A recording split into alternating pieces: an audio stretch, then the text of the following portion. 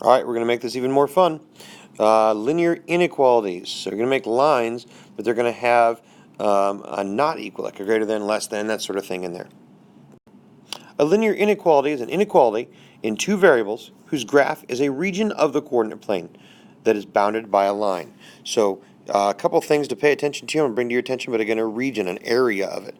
Let's pick a simple example here. I'm going to tell you at the outset here that I'm going to recommend that you always put it in slope-intercept form before you try to graph these. Anything else becomes a little more precarious. So this one is y is greater than or equal to 2x plus 3. So now, because there is greater than or equal to, it's going to be a solid line. And we'll talk about that too here in a second.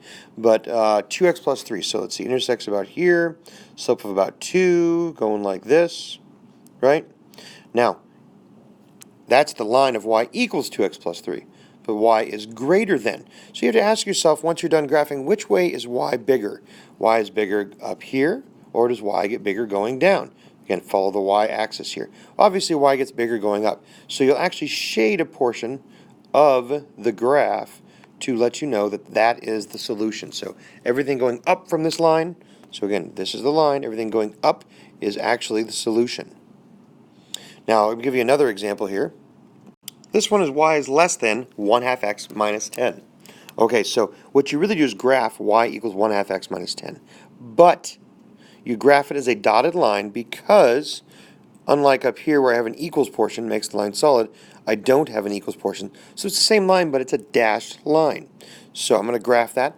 So it's going to look about like, see, 10, we'll pretend 10's down here, right?